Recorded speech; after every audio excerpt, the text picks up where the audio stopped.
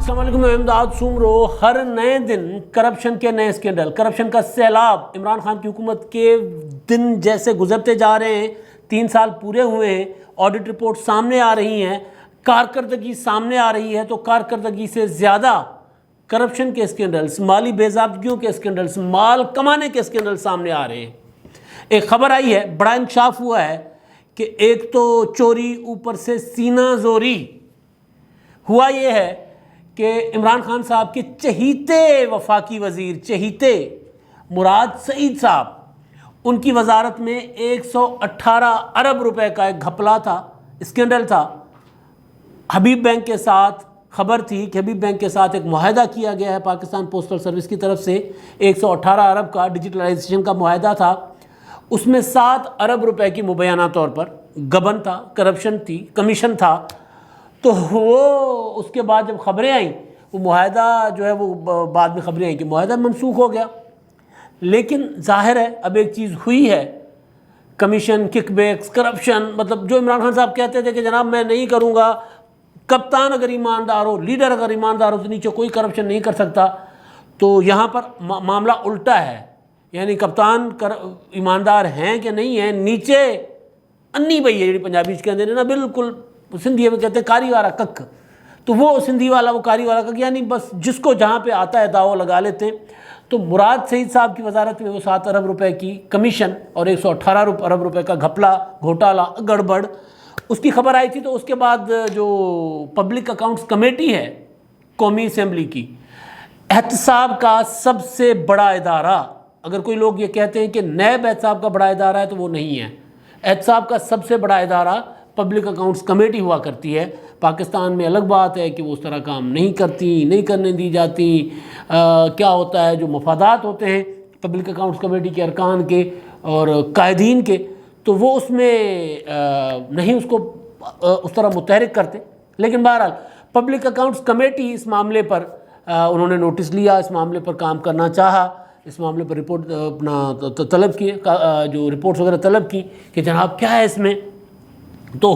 اس میں خبر آئی ہے، ڈان اخبار کی خبر ہے کہ اسپیکر قومی اسمبلی اسد کیسر صاحب نے روکا ہے پبلک اکاؤنٹس کمیٹی کے چیئرمین کے مطابق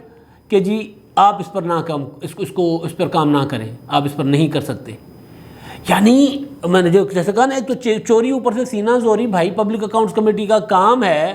اب وہ چھوٹی موٹی نا وہ کلازز ہوتی ہیں، چھوٹی موٹی نٹی گٹیز اس میں ڈال کے نا جی یہ آپ نہیں کر سکتے۔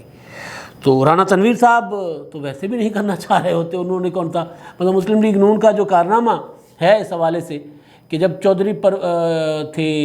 نثار Ali Khan public accounts committee کے چیئرمین تھے پیپلز پارٹی کے زمانے میں، 18ویں ترمیم کے بعد جو پہلی بار وہ بنے تھے، یعنی تب یہ ہوا تھا کہ پبلک اکاؤنٹس کمیٹی کا چیئرمین جو ہے وہ اپوزیشن کا ہوگا تاکہ حکومت کا احتساب کر سکے۔ تو اس وقت چودھری اپنا نثار علی خان صاحب نے تو ایک چیز، چاہے وہ مشرف کے زمانے کی تھی، چاہے اس وقت پیپلز پارٹی کے زمانے میں آن گوئنگ چیزیں تھیں، ان کے اوپر انہوں نے تگڑا ان کا احتساب کیا تھا۔ تو اس کے بعد جناب اب اس دور میں جب خورشید شاہ صاحب، انہوں نے بھی ٹھیک ٹھاک اپنا رکھا احتساب کا معاملہ۔ اس دور میں سرکار شہباز شریف صاحب کے حوالے ہوئی پبلک اکاؤنٹس کمیٹی، لڑ کر لی گئی، اپوزیشن لیڈری بھی اور public accounts committee, Bilawal Bhutto Zardari ایک ٹانگ پہ کھڑے ہو گئے۔ بلاول صاحب نے کہا، مطلب یوں لگ رہا تھا کہ جیسے بلاول بھٹو خود، ان کو آفر ہوئی، فواد چودھری صاحب نے کہا کہ بلاول بھٹو آپ بن جائیں پبلک اکاؤنٹس کمیٹی کے چیئرمین، ہم نہیں بناتے ان کو۔ عمران خان صاحب نے کہا ہم ان کو نہیں بناتے کیونکہ یہ خود احتساب بھگت رہے ہیں، یہ خود نیب کے ملزم ہیں، یہ خود پیشیاں بھگت رہے ہیں، یہ خود حوالات میں ہیں، تو ان کو پبلک اکاؤنٹس کمیٹی کا چیئرمین نہیں بنایا جائے گا۔ لیکن بہرحال وہ ایک ٹانگ پہ کھڑے ہو کے بلاول بھٹو زرداری نے کہا کہ نہیں، پبلک اکاؤنٹس کمیٹی کے چیئرمین ہوں گے تو شہباز شریف صاحب ہوں گے۔ تو یہ وہ والی پبلک اکاؤنٹس کمیٹی کی میں بات کر رہا ہوں۔ شہباز شریف صاحب بنے اور کچھ عرصے کے بعد کمر درد، شہباز شریف صاحب کا بڑا پرانا مسئلہ ہے کہ گھنٹوں میٹنگیں نہیں کر سکتے وہ، تو انہوں نے وہ پبلک اکاؤنٹس کمیٹی چھوڑ دی، جس کے لیے پورا سب سے پہلا جھگڑا جو تھا اپوزیشن کا اور حکومت کا، وہ اسی معاملے پر ہوا تھا، اسی ایشو پر کہ جی شہباز شریف کو دینی ہے، انہوں نے کہا نہیں دینی، انہوں نے کہا دینی ہے، لڑ کر۔ تو بہرحال وہاں پر جب یہ معاملہ آیا ہے تو جناب اب اس معاملے میں حکومت یا اسپیکر، حکومت نہیں بلکہ اسپیکر روک رہے ہیں پارلیمانی کمیٹی، پبلک اکاؤنٹس کمیٹی کو۔ آپ کو یاد ہوگا کہ کچھ وقت پہلے جب کرونا کی پہلی لہر آئی تھی اور اس سے پہلے کرونا کی پہلی لہر سے بھی پہلے جب پاکستانی معاشی بدحالی کی طرف جا رہے تھے ادارے تمام کے تمام، تو پارلیمانی کمیٹیوں کو غیر مؤثر کر دیا گیا تھا، غیر فعال کر دیا گیا تھا اس اعلان کے ساتھ کہ جی کمیٹیاں جو ہیں تب میٹ کریں گی، تب بیٹھیں گی قائمہ کمیٹیاں، دیگر کمیٹیاں، ان کی ذیلی کمیٹیاں، سارا یعنی پارلیمنٹ کا بنیادی جو ڈھانچہ ہے وہ تب کام کرے گا جب پارلیمنٹ کا اجلاس ہوگا، یعنی پارلیمنٹ کے اجلاس سے پہلے کوئی تیاری نہیں ہوگی، آئیں گے اجلاس میں جو کچھ ہونا ہے تب ہونا ہے، یعنی پریکٹیکلی پارلیمنٹ کو غیر فعال بنانا۔ تو بہرحال پارلیمنٹ سے تو یہ ویسے ہی دور جاتے ہیں، لیکن اب کیونکہ 3 سال ہو گئے ہیں تو ان کے جو اسکینڈل سامنے آ رہے ہیں وہ کانوں کو ہاتھ لگانے والے، چاہے ایل این جی ہو، اس میں اس میں ایک اور معاملہ کہ ایل این جی کا 122 ارب روپے کا اسکینڈل تھا، اس میں بھی روک دیا گیا تھا کہ جی آپ اس میں نہیں پوچھ سکتے، 122 ارب روپے کا نقصان پہنچایا گیا تھا۔ آپ کو یاد ہوگا وہ کہتے تھے کہ جناب نواز شریف صاحب کے زمانے میں ایل این جی مہنگی خریدی گئی، یہ ہوا، اور پھر خود نہیں خریدی اور اسے بھی مہنگی خریدی۔ ایک تو یہ معاملہ ہے مرکز کا، مرکز میں اور بہت سارے اسکینڈلس ہیں، سامنے آئیں گے، آ رہے ہیں آہستہ آہستہ، ادویات کا اسکینڈل، چینی کے اسکینڈل، گندم کے اسکینڈل، گندم امپورٹ کرو، گندم ایکسپورٹ کرو، گندم ادھر بیچ دو، گندم ادھر کر دو، یہ سارے معاملات بہت اسکینڈلس ہیں۔ لیکن اس میں احتساب کا ظاہر ہے جب یہ حکومت آہستہ آہستہ آگے جائے گی، چیزیں سامنے آئیں گی تو احتساب بھی ہوگا۔ اب ایک اور چیز سامنے آئی ہے کچھ دن پہلے کی، میرے پاس یہ رپورٹ پڑی ہوئی تھی، اور اس رپورٹ میں یہ بھی ایک سینئر صحافی کی رپورٹ تھی، ذوالفقار میتھو صاحب نے ایک رپورٹ نکال لی تھی، آڈٹ رپورٹ تھی، 56 ارب روپے کی پنجاب میں کرپشن، اور اس کا ریکارڈ غائب ہے۔ آڈیٹر جنرل کی رپورٹ، آڈیٹر جنرل کی رپورٹس میں عموماً یہ ہوتا ہے کہ بے قاعدگی، بے ضابطگی، کہاں خرچ ہوئے، کیسے خرچ ہوئے، پرچی پوری نہیں، ریکارڈ پورا نہیں، حساب پورا نہیں، تو وہ آڈٹ، لیکن یہاں پر کرپشن کا براہ راست الزام ہے کہ جی کرپشن کی گئی ہے، اور اس سے اوپر بات یہ کہ وہ ریکارڈ غائب کیا گیا ہے۔ اس میں یہاں تک بتایا گیا ہے کہ بھائی اس میں جو 181 ارب روپے کا اورنج لائن میٹرو کا ریکارڈ غائب ہے، خرچے کیسے ہوئے، کہاں ہوئے، کس طرح کیے گئے، ریکارڈ غائب ہونا، ریکارڈ میں کمی بیشی ہونا، ریکارڈ میں کوئی چیز موجود ہے، کوئی مل نہیں رہی، کوئی مل رہی ہے، پورا کا پورا ریکارڈ غائب ہونا۔ ایل ڈی اے پلازا کا جلنا تو سب کو یاد ہے نا، لاہور کا L D A plaza metro جب بنی تھی شہباز شریف صاحب کے زمانے میں، تو اس میٹرو کے بعد یہ ایل ڈی اے پلازا کو آگ لگ گئی تھی، تو کہا گیا تھا کہ اس کا ریکارڈ جلا دیا گیا ہے، اس میں لوگ بھی جل گئے تھے، اور خاص طور پر عمران خان صاحب نے کہا تھا کہ جناب یہ تو ریکارڈ جلا دیتے۔ مسلم لیگ نون کے اوپر جو طریقہ واردات کا الزام ہے وہ یہ ہے کہ وہ ریکارڈ جلا دیا کرتے ہیں، کہ نہ ہوگا بانس نہ بجے گی، بانس ہی لبتے پھرو، پھر ڈھونڈتے پھرو، یہ ان کے مخالفین الزام لگاتے ہیں، میڈیا بھی اس طرح کی کچھ رپورٹس کرتا رہا ہے۔ تو بہرحال اب یہاں پر یہ ہے کہ جی اس آڈٹ رپورٹ کے مطابق لوگوں کو جو پینشنر ہیں جو فوت ہو چکے ہیں ان کے ناموں پر پینشن جا رہی ہے، جعلی بھرتیاں کی گئی ہیں، جعلی شناختی کارڈوں پر اربوں روپے کے گھپلے ہیں، اور گھپلے ہی گھپلے ہیں۔ رپورٹ پڑھو تو بندہ کانوں کو ہاتھ لگانے کو آتا ہے کہ یار، اور یہ رپورٹ دبا دی گئی ہے، ہوتا ہے نا آڈیٹر جنرل کی رپورٹ پبلک کر دی جاتی ہے، نہیں، یہ بھی دبا دی گئی ہے۔ ادھر روکا جا رہا ہے ان کو، پبلک اکاؤنٹس کمیٹی کے چیئرمین کو۔ اس سے پہلے آپ کو یاد ہوگا ملم جبا کا اسکینڈل تھا، اور اپنا میٹرو پشاور جو ہے بی آر ٹی، اس کا اسکینڈل تھا وہاں پر، اور وہ بلین ٹری سونامی کا اسکینڈلس، ان سارے اسکینڈلس کو ٹیکنیکل طریقوں سے کہیں اسٹے لے لیا، کہیں کسی بنیاد پر، کہیں کسی بنیاد پر۔ بی آر ٹی کا تو یہ کہہ کر اس پر کارروائی نہیں ہونے دی گئی کہ اگر اس پر تحقیقات ہوں گی تو پھر رک جائے گا معاملہ، یعنی منصوبہ رک جائے گا۔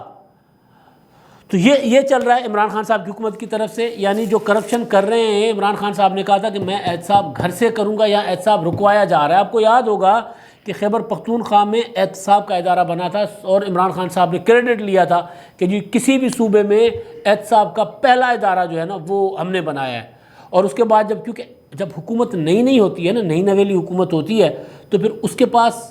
کارکردگی جب تک اس کی سامنے نہیں آتی، 2-3 سال نہیں گزرتے، 4-5 سال، تب تک اس کا احتساب کرنا بھی جائز نہیں ہوتا، مناسب نہیں ہوتا، مطالبہ کرنا بھی مناسب نہیں ہوتا۔ ہم بھی یہی کہہ رہے تھے کہ جناب عمران خان صاحب کو 2-4 سال گزرنے دیں، چیزیں سامنے آ جائیں گی۔ وہ جو عمران خان صاحب روزانہ کہتے ہیں کہ جناب ہم نے تو کوئی کرپشن نہیں کی، پچھلوں نے کرپشن کی ہے، دیکھیں ہمارا کوئی اسکینڈل آئے، تو اب آ رہے ہیں۔ مطلب عثمان بزدار صاحب کے متعلق جتنی باتیں ہیں، یہ باتیں ہوائی نہیں ہیں، عمران خان صاحب کے ایک وزیر کے متعلق جتنی باتیں سارے ہوائی نہیں ہیں۔ تو بہرحال تو وہ تھا، احتساب کا ادارہ بنایا تھا جناب خیبر پختونخوا میں عمران خان صاحب نے۔ پھر جب وہ احتساب کا ادارہ، جب وہ چیزیں میچور ہوئیں کہ کے پی کے کا احتساب کرنے کا وقت آیا تو ادارے کو غیر فعال کر دیا، اپنے بنے ہوئے ادارے کو غیر فعال کر دیا۔ اور فلسفہ یہ ہے خان صاحب کا کہ پہلے کہا کرتے تھے کہ قومیں سڑکیں بنانے سے نہیں بنتی، کل کھڑے ہو کر کہہ رہے تھے کہ جناب ہم نے مسلم لیگ نون سے 3 گنا زیادہ سڑکیں بنائی ہیں۔ اب یہ سارے اس جو کچھ ہو رہا ہے، عمران خان صاحب کی حکومت کی 3 سالہ کارکردگی ہے، جو سیاستدان براہ راست اس میں ملوث ہوگا، وزیر، مشیر، وزیر اعظم، ایم پی اے، ایم این اے، سینیٹر، لوگوں کی نفرت، لوگوں کی کیا ہوتا ہے غصہ، لوگوں کی اشتعال کا ظاہر ہے وہ بنتے ہیں، چاہے لفظی اشتعال ہوتا ہے۔ یہاں پاکستان میں یہ نہیں ہوتا کہ لوگ چڑھ دوڑے۔ ہاں پیپلز پارٹی کا دور تھا تو اس وقت یہ ضرور ہوا تھا کہ پیپلز پارٹی کے ایم این اے، ایم پی ایس پر پنجاب میں ان کے گھروں پر حملے ہوئے تھے، تو لیکن اس طرح ہمارے یہاں نہیں ہوتا اور نہ ہونا چاہیے۔ کسی کو قانون ہاتھ میں نہیں لینا چاہیے کہ لوگ خود اٹھ بیٹھیں کہ جناب اب ہم نے احتساب کرنا ہے، وزیر پر کرپشن کا الزام لگا ہے لہذا اس کو پکڑو گردن سے اور اندر بھیجو۔ عمران خان صاحب کہا کرتے تھے دھرنے میں کہ ان کو نکالو، گھسیٹو، یہ کرو وہ کرو، یا شہباز شریف صاحب کہا کرتے تھے بھاٹی گیٹ پر ان کو، لیکن وہ کہتے تھے کہ حکومت احتساب کے ذریعے، عمران خان صاحب لشکر کے ذریعے لوگوں کو کہتے تھے کہ نواز شریف کو نکالو اور گھسیٹو۔ تو بہرحال وہ تو جو اب عمران خان صاحب خود حکومت میں، ان کے کارنامے، مہنگائی، کرپشن، بیڈ گورننس، شہر کچرے کے ڈھیر ہو رہے ہیں، بجلی کی لوڈ شیڈنگ ہے، کوئی چیز صحیح سلامت نہیں ہے، تو عمران خان صاحب کے اوپر تو لوگ تنقید کرتے ہی ہیں، لیکن عمران خان صاحب کے لیے گانے گانے والے، ترانے گانے والے بیچارے فنکار بھی اب لوگوں کے زیر عتاب ہیں۔ کس طرح زیر عتاب ہوتا ہے؟ ایک فنکار حساس ہوتا ہے، فنکار کے اوپر صرف اس کے اوپر تنقید کر دو، سیاستدان تو ڈھیٹ ہوتے ہیں نا، سیاستدانوں پر تنقید کا کوئی مسئلہ نہیں ہوتا کیونکہ وہ سیاست کام ہی اسی چیز کا ہے، آپ خود کرتے ہیں، آپ کے اوپر ہوگی، تو وہ تو ایک روٹین ہے ان کے لیے، روزانہ تنقید نہ ہو تو سیاستدان سمجھتا ہے کہ جی میں کہیں میری سیاست فارغ تو نہیں ہو گئی، میرے مخالفین میرے خلاف نہیں بول رہے، عوام میرے خلاف کچھ نہیں کہہ رہے یا میرے بارے میں کچھ نہیں کہہ رہے، لیکن فنکار بیچارہ تو تعریف کا بھوکا ہوتا ہے۔ لالا عطا اللہ عیسیٰ خیلوی، انہوں نے گانا گایا تھا بنے گا نیا پاکستان، جب آئے گا عمران میری جان بنے گا نیا پاکستان،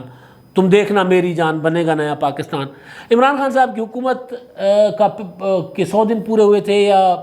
1 سال پورا ہوا تھا تو لالا جی نے گانا گایا تھا، وہ گانا تھا اچھے دن آئے ہیں، تجھے مان گئے سرکار اچھے دن آئے ہیں، یعنی عمران خان صاحب کو کہہ رہے تھے کہ جناب تسی نے کر لیا نا، جو کہا تھا وہ کر لیا۔ اب ایک ویڈیو وائرل ہوئی ہے، اس میں ایک نوجوان جاتا ہے پیٹرول پمپ پر، پوچھتا ہے جی پیٹرول کتنے کا، وہ کہتا ہے 124 روپے، پیچھے سے لالا جی کا گانا چلتا ہے اچھے دن آئے ہیں، یعنی ان کی کٹ لگ رہی ہے۔ عمران خان صاحب کی کارکردگی کی وجہ سے فنکار جو ان کے لیے گانے گایا کرتے تھے بیچارے، وہ اب عوام میں رسوا ہو رہے ہیں۔ پھر وہ جاتا ہے ایک کرانے کی دکان پہ، چینی 110 روپے، پھر گانا چلتا ہے تجھے مان گئے سرکار اچھے دن آئے ہیں، پھر وہ جاتا ہے ڈی اے پی 6500 روپے، پھر گانا آتا ہے تجھے مان گئے سرکار اچھے دن آئے ہیں، بجلی کا یونٹ 20 روپے، تجھے مان گئے سرکار اچھے دن آئے ہیں، بیرونی قرضے 38,000 ارب روپے، تجھے مان گئے سرکار اچھے دن آئے ہیں۔ تو فنکار عطا اللہ عیسیٰ خیلوی صاحب علیل ہیں، ان کی صحت نہیں ٹھیک کافی دنوں سے، تو ان کے متعلق ویسے ایک خبر تو بیچارے کے متعلق ان کے متعلق اڑ رہی تھی جس کی انہوں نے تو وضاحت کر لی کہ جی نہیں میں ان کے مطلب اللہ ان کو سلامت رکھے کہ کہیں وہ انتقال کر گئے ہیں تو مطلب اللہ ان کو سلامت رکھے، وہ انہوں نے وضاحت کر دی کہ جی نہیں میں اب ٹھیک ہوں، میں بہتر ہوں اور میں حیات ہوں۔ تو ہمیں اس چیز کا بھی بہرحال خیال کرنا چاہیے کہ ایسے فنکاروں کے متعلق اس طرح کی ادھر ادھر سے سنائی نہ ہونا نہیں چاہیے، لیکن وزیر اعظم عمران خان صاحب کی وجہ سے عطا اللہ عیسیٰ خیلوی صاحب پر جو عذاب آیا ہوا ہے نا، وہ مطلب فنکاروں کے حصے میں نہ ہی آئے تو بہتر ہے۔ اور میری لوگوں سے گزارش ہے کہ عمران خان صاحب پر براہ راست تنقید کریں، یہ فنکار بیچارے تو کبھی کسی کے لیے گاتے ہیں کبھی کسی کے لیے گاتے ہیں۔ ایک چیز ضرور ہے، وزیر اعظم عمران خان صاحب کے لیے ایک سوشل میڈیا پر چیز چل رہی ہے کہ انہوں نے ایک تجربہ کامیاب کر کے دکھایا ہے۔ وہ کہتے تھے کہ جب وزیر اعظم چور ہو تو مہنگائی ہوتی ہے۔ اب تک کے لیے اتنا ہی، اللہ حافظ۔